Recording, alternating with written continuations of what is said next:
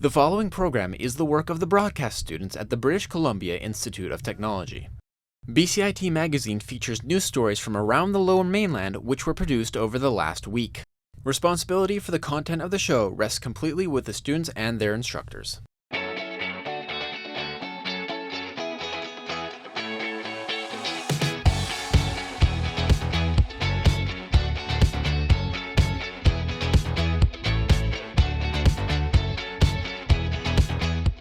Coming up on BCIT Magazine, one local runner picks up over 50,000 masks. A feature film to educate people about residential schools. And an Afro-Italian rapper celebrates Black History Month by performing his music.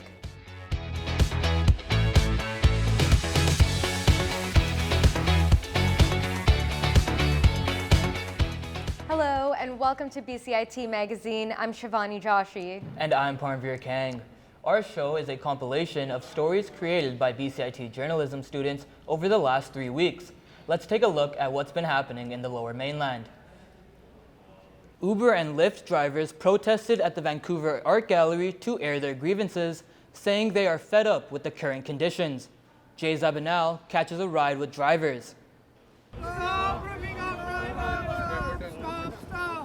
Dozens of Uber and Lyft drivers gathered in front of the Vancouver Art Gallery recently to demand more transparency about fares and working conditions.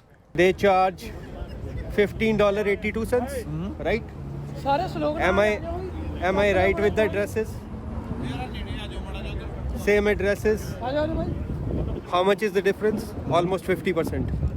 Uber driver Kuljit Singh says the company is supposed to take only 25% of the passengers' fare. It's not about me, like I am getting ripping off. They are ripping off me.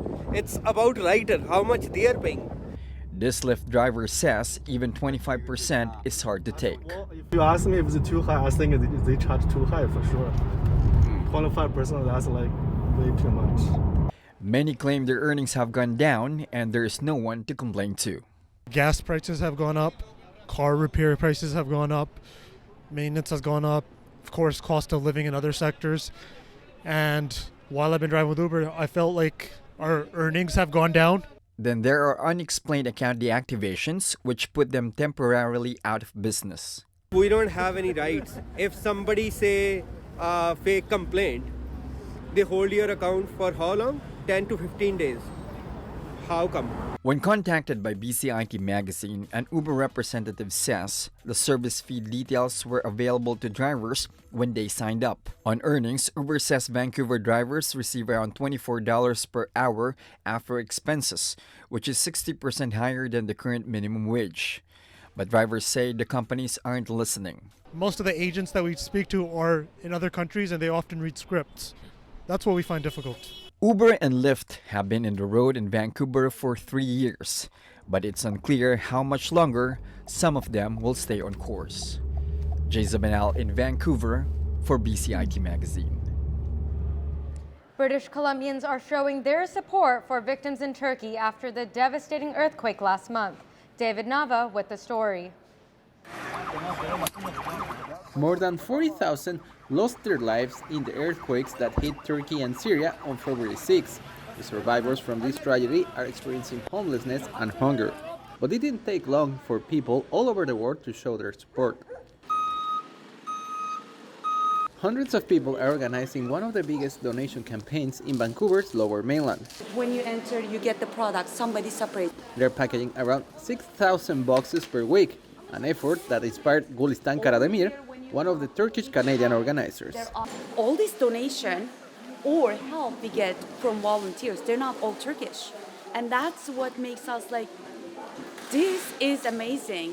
What we're doing together. No matter where you're from, no matter what language you speak or what religion you believe. This initiative led by the Turkish community in Metro Vancouver and the Turkish consulate got together in just a couple hours through social media following the earthquake. After that, other British Columbians have been showing to the warehouse non-stop.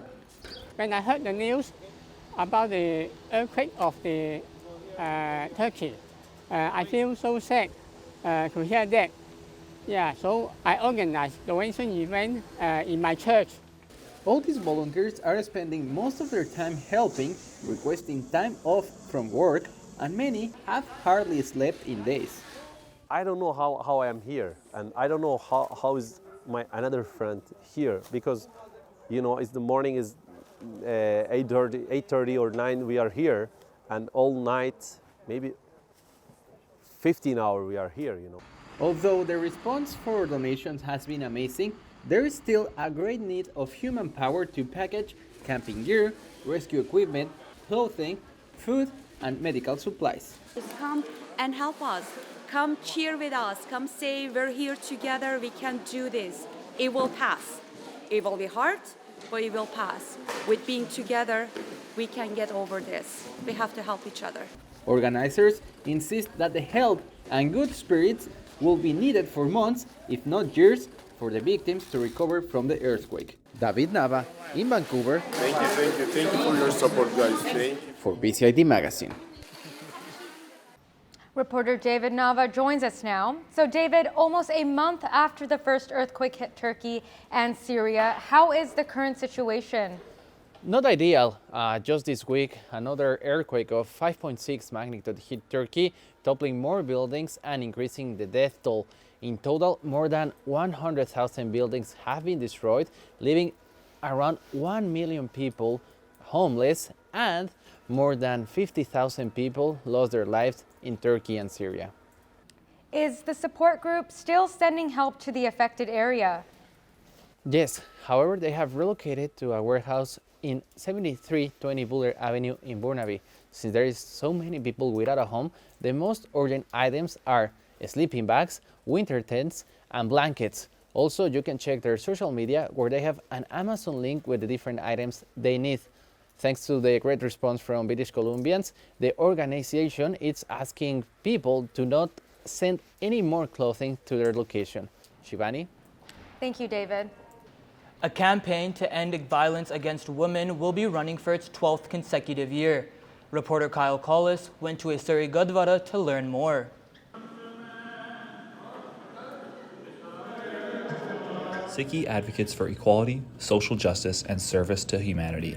Here, Manpreet Multani is preparing care packages for survivors of sexual assault as she, the community, and the World Sikh Organization try to make an impact. Important to raise awareness to decrease the taboo related to violence against women so that we can bring more attention, more resources, and support to this cause. This initiative is part of 1 Billion Rising, which is an international movement with a goal to end violence against women.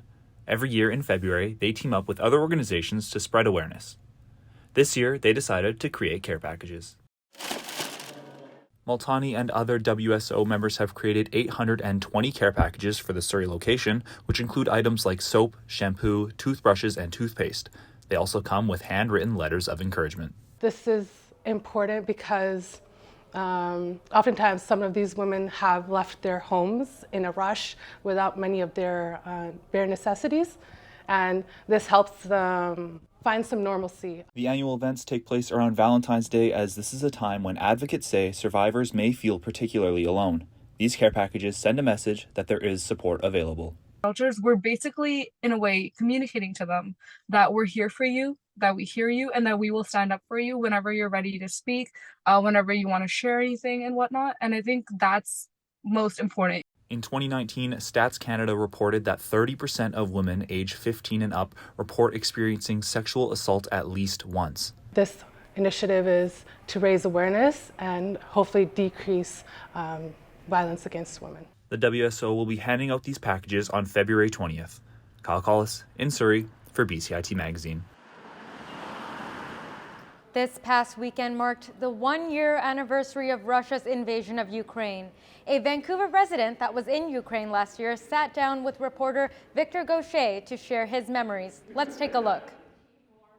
So I'm sitting here with Jay Schnell. Jay, thanks for joining me today. Thanks for having me. So this past weekend marked the 1-year anniversary of the Russians' invasion of Ukraine. You were there in Kyiv this time last year. What was that like? It was interesting for sure. I guess at this time last year I was in Lviv. I had to take a train across. So basically the Russians kind of sieged the city and they had some strategic locations. So there was actually gunfire happening in and around Kyiv where I was located. So Some journalists contacted me to go into the bomb shelter, but then there's gunfire on the street, so what's the best choice, right? Definitely. And so this past weekend, you attended some vigils here in Vancouver. What do those mean to you? I personally went to grieve with the people of Ukraine. That was a really serious thing that happened there, and that's continuing to go on. That had a big impact on me and will for the rest of my life.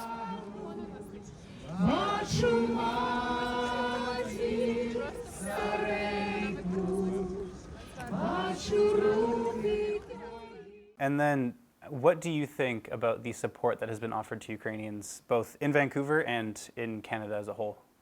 I think Canada's done a really great job of facilitating the opportunity for Ukrainian refugees and displaced Ukrainians here in Canada. I think a lot of great people have volunteered their homes to bring people in and let people live. So on the personal level, but like lots of businesses and corporations coming together to raise money. And then also you have all your community associations. Canada has the largest population of Ukrainians outside of Russia and Ukraine.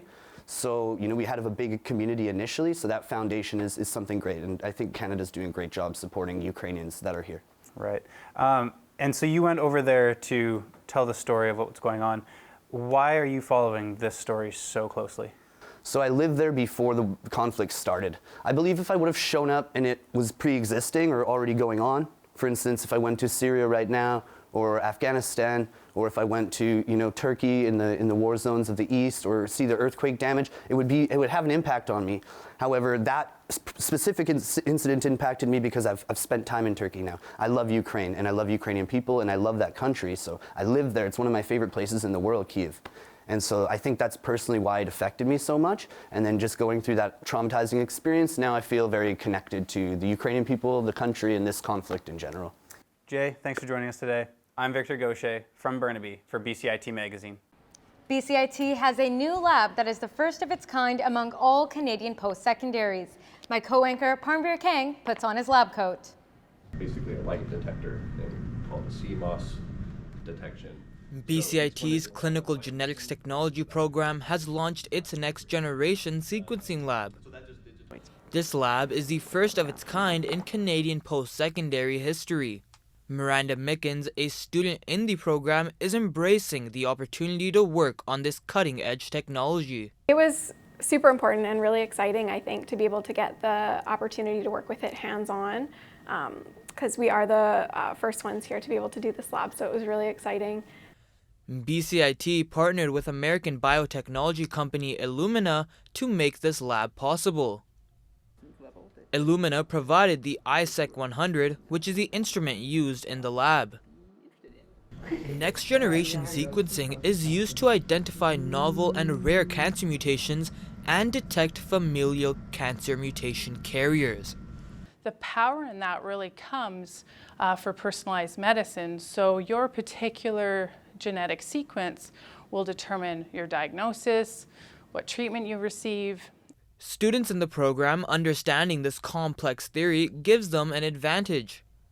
For us to go in knowing this background and how it works, whereas even our professors were saying that a lot of people that work for them at BC Cancer don't really understand the background. So for us to come into the field with that knowledge just kind of gives us a leg up on with this opportunity. The first lab took place on January 23rd and took the students 4 days to complete. Parmveer Kang in Burnaby for BCIT Magazine. A Vancouverite has reached a unique milestone collecting discarded masks while jogging throughout the city. Victor Goshay takes a run at the story. All right, another one. One by one, David Papineau is on a post-pandemic pickup mission. As a runner, normally I'd be training for marathons or ultra marathons, and all of that was canceled as of early 2020. So I just, among other things, I needed motivation to get out the door. What began as self-motivation quickly grew to something more. There was also, at the time, this sense of community. We were all celebrating the frontline workers. I'm not a frontline worker. Going up and picking up a little bit of garbage seemed like the littlest thing I could do. to contribute. Scouring streets and parks in almost every Vancouver neighborhood, Papineau has collected more than 50,000 masks on his runs. Hitting 50,000 felt like a worthy enough milestone that I can kind of step back a little bit, but I'd be lying to you and myself if I said, I'm retiring from mask collecting now. Oh, look at that. Oh, yes. It's gold. Look at it. Papineau runs with friends who are in full support of his hobby. Admiration, like to see litter on the streets is never good. And so he just makes it a bit nicer, right? I kind of have the easy part. I usually point. Sometimes I pick up, but it's more often Dave's got the tongs and everything else, and there's a group of us running with him, and we're just pointing left and right, yeah. Papineau plans to continue picking up masks until there are none left, but it doesn't end there. No, I'm an equal opportunity garbage collector. So yeah, there's a lot of stuff. There's plenty of latex gloves in this bag. So if you see a man jogging with tongs in Vancouver, give David Papineau a wave. I'm Victor Goshay in Vancouver for BCIT Magazine. Coming up after the break, Indigenous women are putting together a dance with the help of digital media.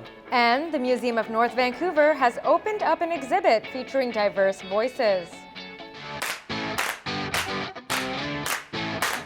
I think the most exciting part about coming to BCIT is the fact that already that you're going to be working hands-on, and so that's why I wanted to come to this program in particular.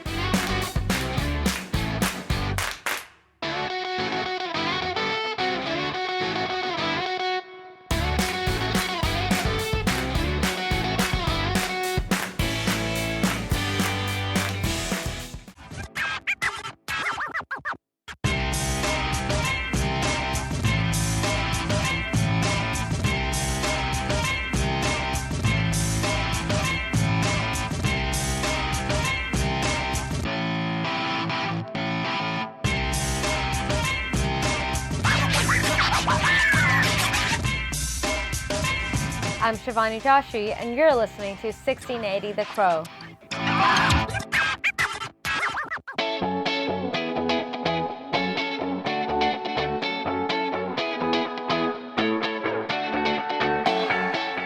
Welcome back. Matriarch Uprising Dance Festival highlights Indigenous women in creative ways. Reporter Dennis Shinolu takes the stage.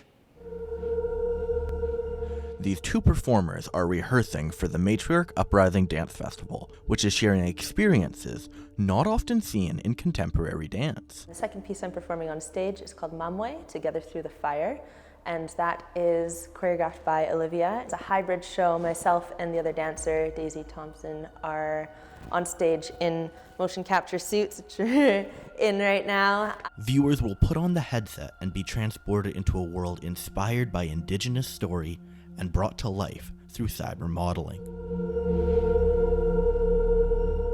Some pieces come from a more personal place, like Dow's solo performance. Please understand that I will always love you.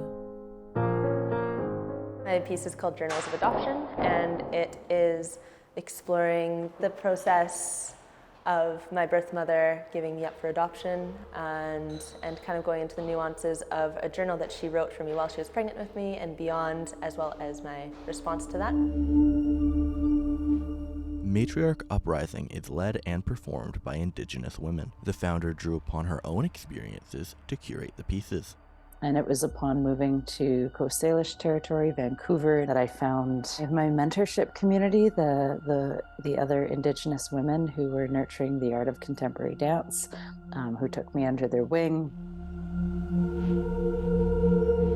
The tagline of the event, Indigenous Futurism, Stories of Transformation, was used by Davies to show how time-honored practices and traditions can be kept alive today and beyond. This way of redressing our own narratives through the technical possibilities that are available to us in the theater.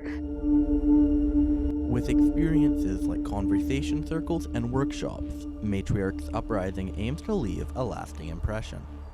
Dennis Shinolu in Vancouver for BCIT Magazine. A feature film is doing free showings all over Vancouver Island to show people the experience of attending residential schools. This story contains conversations that may be triggering for some viewers. Kiara Collins reports.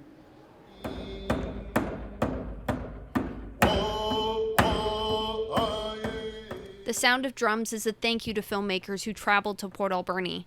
Residents have gathered to watch the film Bones of Crows. It's a story about the real-life fight against systemic racism, sexual assault, and malnutrition Cree matriarch Aline Spears suffered during her time at residential schools. Something bad is coming, and we won't be able to protect them. Actress Summer Testowich portrayed Spears as a child in the movie. I thought that I knew a lot, but through the tour, people were sharing their stories, and every single one I learned more. For location manager Jerome Turner, the film is a part of a bigger picture of truth and reconciliation. The importance of this project is just to be a spark of a conversation between every facet of Canada, the world, just knowing the truth of what happened.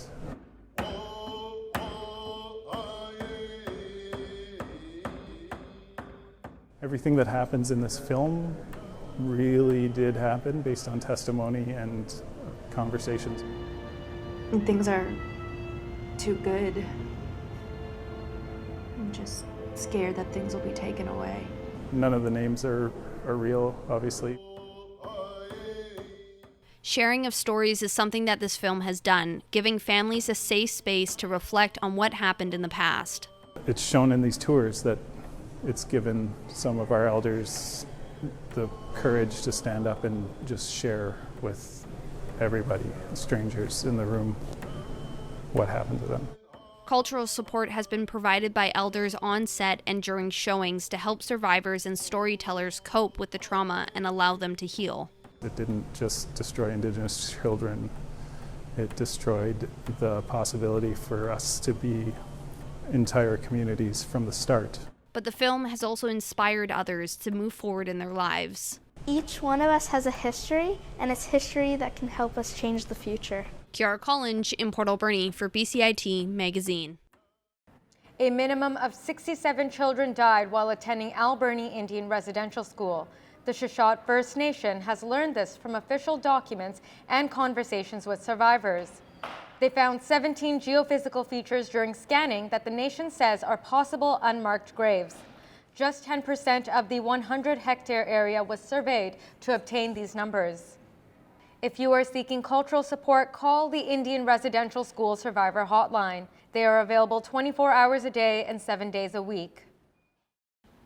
A new multimedia exhibition called Voices of Diversity has just opened at the Museum of North Vancouver. My co-anchor Shivani Joshi checked it out. This is a group of volunteers with the Museum of North Vancouver. Newcomers from Iran, Pakistan, South Korea, and China. They helped put together an exhibition where they told the stories of other immigrants. My work is a combination of two photos. This one, the first part is Mount Damavand in Iran, and this part is Mount Seymour. Zora Hegben, one of the volunteers for the project, interviewed Professor Eli Kanordi, and doing so helped her connect to her new home. Should never forget our roots, our heritage, and where we come from, but still we should know that as we are in Canada, we should learn how to be Canadian. The group worked over a period of 4 months recording oral histories with their interview subjects, who were from Israel, India, Iran, Egypt, and China, focusing on the themes of belonging, culture, and art. Missing a lot her hometown, and at the same time she was happy to be here and can access to the human rights. Volunteer Mashid Rezai spoke to her interviewee about sense of belonging, which inspired her self-portrait. this duality of feelings with these two passports in her hand. I have a necklace of a word of Iran in Farsi to show that, to remind me kind of my originality. This project aims to build community while sharing powerful stories of North Vancouver. That will help them to know their community more and know about the challenges. This exhibition, called Voices of Diversity, will be on display at the Museum of North Vancouver until March 5th. Shivani Joshi in North Vancouver for BCIT Magazine. In recognition of Black History Month, Green College UBC hosted a live concert by Italian hip-hop artist Amir Issa. Reporter Carissa Cheng catches up with him. Afro-Italian rapper and activist Amir Issa is honoring Black History Month by performing his music at UBC. I'm a rapper, I'm an artist, I'm a man who want to change society in better. Issa is the child of an immigrant Egyptian father and an Italian mother. He experienced discrimination in his childhood because of his mixed-race background, and those experiences inspired his music. The older generation don't accept this. Don't accept maybe I'm Amir Issa and I'm 100% Italian. I feel Italian, okay? Issa's unique background is a good example of the diversity within the African diaspora around the world. I think it's interesting because it helps us understand that Black diasporas are not just Anglophone. So they're not just English speaking. Issa adds that he also represents Italian diversity on this trip to Canada and hopes that his music can help others who feel like they don't belong.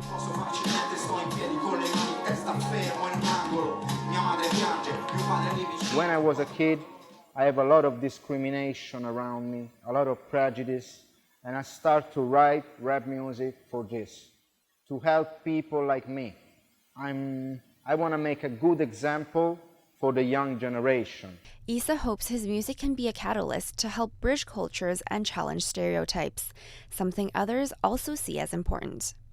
We can also think about, the relationship between Italy and Africa and the flows of migration that have come from Africa to Italy. Issa's performance at UBC is the last stop of his Canada tour for Black History Month. I'm Carissa Cheng in Vancouver for BCIT Magazine.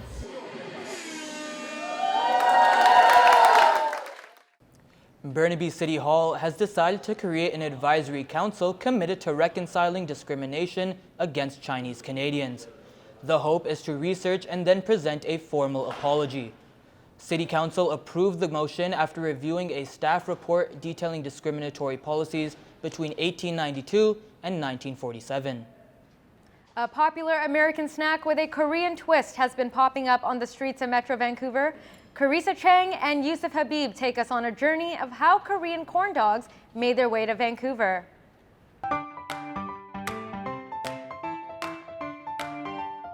You may have seen these popping up in Metro Vancouver recently. They're Korean corn dogs, and they're different from their American counterparts. First off, the batter is made from rice flour instead of regular flour, which makes it super crunchy. And then there's the toppings, everything from potatoes to ramen to squid ink. You can even add sugar to give it a sweet, savory taste. To understand how this street food from Korea got all the way across the Pacific Ocean to Vancouver, we have to go back 40 years in Korean history. The time is 1980. You're in Korea getting through rush hour, and you pass by a vendor in a subway station selling something that looks like a ball of dough on a stick. This is how Korean corn dogs came about. In the 80s, corn dog vendors usually set up in transitional places like subway stations to appeal to people passing by. At this point, the snack was still in its most traditional form. A thick, battered, chewy dough with a sausage inside, sprinkled with sugar and drizzled with ketchup and mustard. With the rise of the Korean wave in the late 90s to 2010s, Korean culture spread throughout Asia and abroad. The Korean wave is also known as Hallyu. During this wave, Korean culture and pop entertainment gained popularity throughout the world. This included the rise of K-pop, K-dramas, and even Korean food outside of the country. This rise in popularity with everything Korean lent itself to Korea's street food scene also gaining more exposure. This is what Korean corn dogs looked like in the 80s and 90s. And this is what Korean corn dogs looked like after 2016, when they became more popular. This street food item spread to storefronts as well, though mostly for takeout. With more demand, more creativity and variety was put into spicing up the traditional snack originally seen in subway stations. Some options include potato-covered Korean corn dogs, mozzarella-filled, ramen chip, and squid ink. Now, these evolved corn dogs have landed in Metro Vancouver, along with millions of immigrants landing in Vancouver as well. According to a report by Statistics Canada, in 2021, almost 1/4 of the Canadian population were immigrants. That's over 8.3 million people. Over the past 50 years, Asia has become the top source for new immigrants to Canada. Metro Vancouver houses the largest proportion of immigrants, second to Toronto. In total, 41.8% of immigrants live in Vancouver. Immigrants also make up over 60% of Richmond's population and over 50% of Burnaby's population. According to the 2021 Canadian census, there are currently over 217,000 Koreans that reside in Canada, and 82% of that group reported Korean as their mother tongue. This is an over 76% rise compared to numbers from 2016, with just over 123,000 Koreans residing in Canada and 41,000 of those in BC. To account for the increased population and, in turn, the demand for creative Korean cuisine, more Asian restaurants have popped up in Vancouver compared to 10 years ago. According to Statistics Canada, with current immigration projections, we could see immigrants represent from 29 to 34% of the Canadian population by 2041. Will the number of Asian food vendors continue to rise in conjunction with immigration numbers? I guess we'll have to report back in 18 years. But until then, these K corn dogs don't appear to be going anywhere. I'm Karisa Cheng with Yusuf Habib for BCIT Magazine. Coming up, Stanley Park is removing their temporary bike lanes. And 2 seals have found their permanent homes at the Vancouver Aquarium.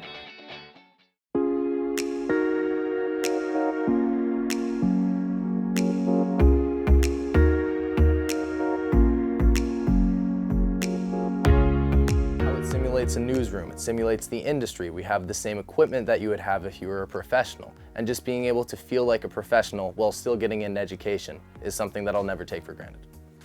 Good morning, I'm Evan Smith and these are your headlines for 12 o'clock.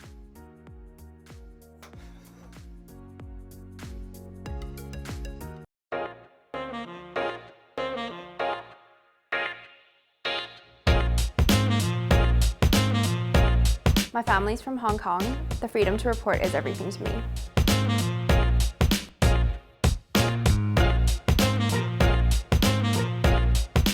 At BCIT, I have the freedom to follow what I'm passionate about.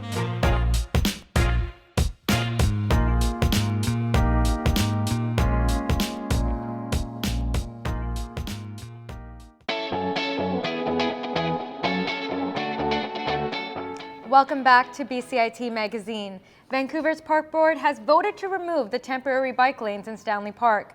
Seamus Page cycles through the story. Bike lanes are a controversial subject in Vancouver.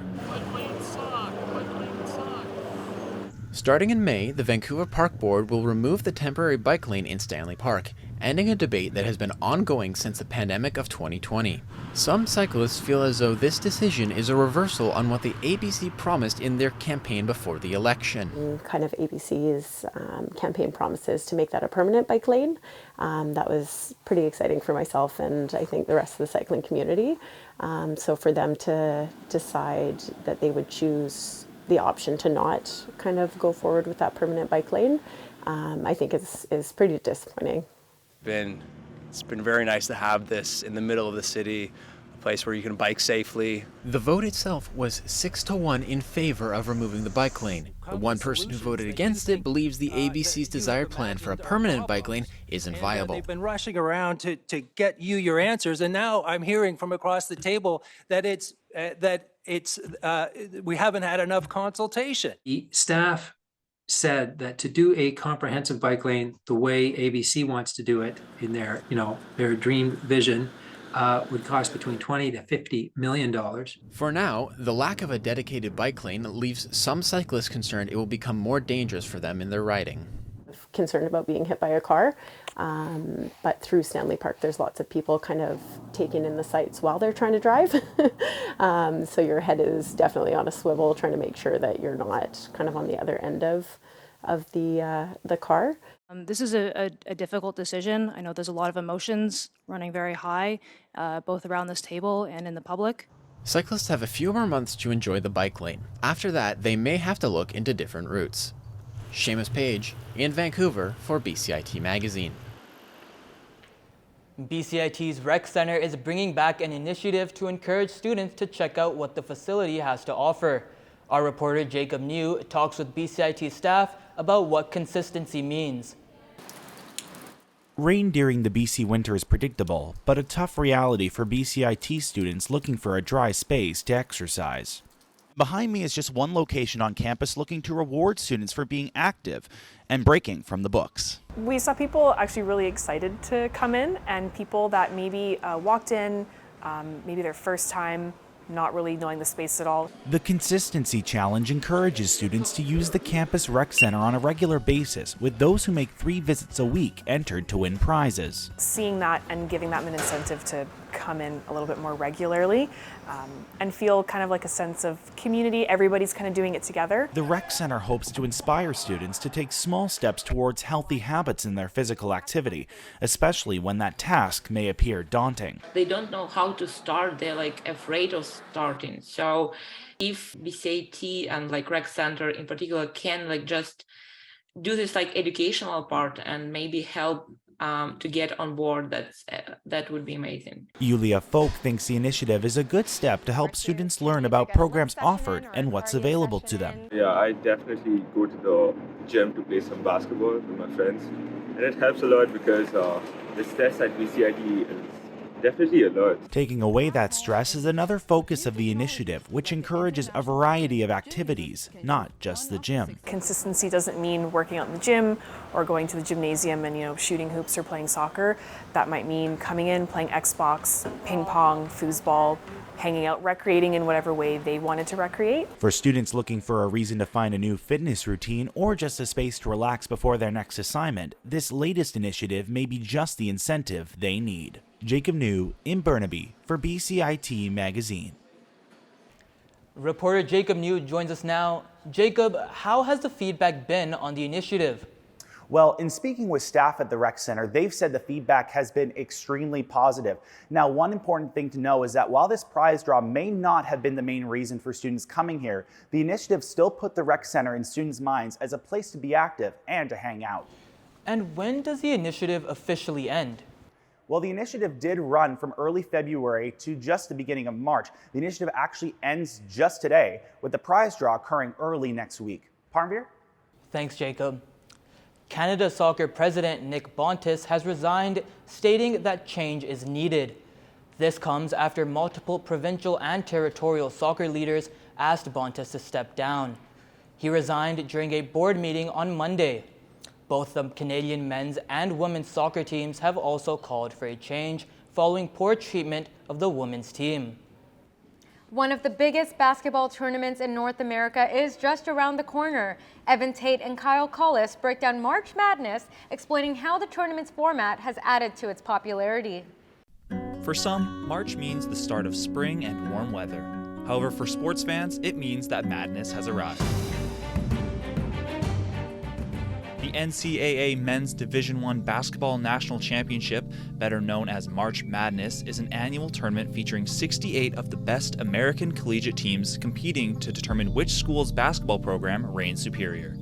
The name Madness comes from the sheer number of games being played across the country each day of the tournament. Fans love the tournament, evident by the 60 to 100 million brackets filled out each year in an effort to correctly predict the outcome of all 63 games to win money and pride. You don't have to be a basketball fan to enjoy March Madness, as the single elimination and high-stakes format provides entertainment for even casual viewers. It's also a chance for basketball fans to get a first look at some of the talent in the upcoming NBA draft. Historically, UCLA holds the crown with 11 national championships, but even their spot in the competition isn't guaranteed, as they've failed to qualify twice out of the last 6 tournaments. More than 350 schools from around the country compete all season to try and qualify for one of the 68 spots available.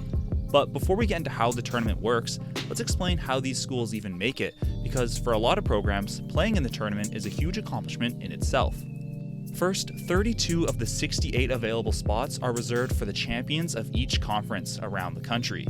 For some, like the Western Athletic Conference, winning the championship is the only ticket into the tournament, whereas for more prestigious conferences like the Pac-12 or Big Ten, the most talented teams still have a chance to get in even if they don't win their conference.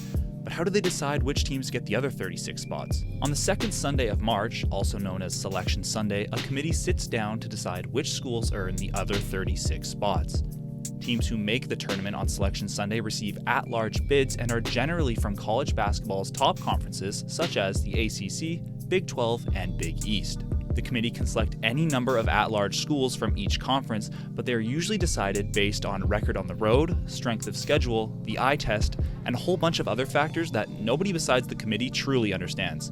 This process often leads to some heavy reactions when the tournament bracket is announced at the end of Selection Sunday. Once the 68 teams are decided, the committee ranks the schools top to bottom to determine seeding, and each team is given a spot on the 68-team single-elimination knockout tournament, which is split into 4 regional divisions: West, East, Midwest, and South. The first round of competition is known as the First Four and features 1 game in each division. This round cuts the number of teams down from 68 to 64. Following the First Four is the first and second rounds, which take place in various host cities around the country.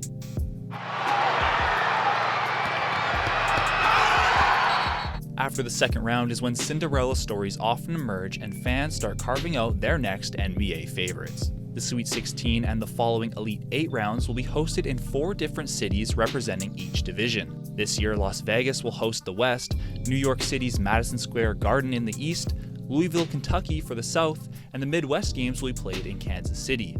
These rounds are also single elimination. After the Elite 8 rounds are finished, the 4 division winners will head to Houston for the Final Four. Michael Jordan's alma mater, the North Carolina Tar Heels, hold the record for the most Final Four appearances with 21. It's one of the final destinations in the March Madness tournament, with the East and West and South and Midwest champions competing in the semifinal for a spot in the championship game. The winner is then forever declared an NCAA national champion, one of the most difficult and prestigious basketball awards a team can win. 2 rescued harbor seals have made the Vancouver Aquarium their permanent home. Our reporter Evan Tate seals the deal with the new residents. Meet Pim. She was rescued off the coast in Souk, wounded and dehydrated. She's been diagnosed with bilateral congenital cataracts. And Skina, whose left eye has been surgically removed since being rescued with severe eye injuries.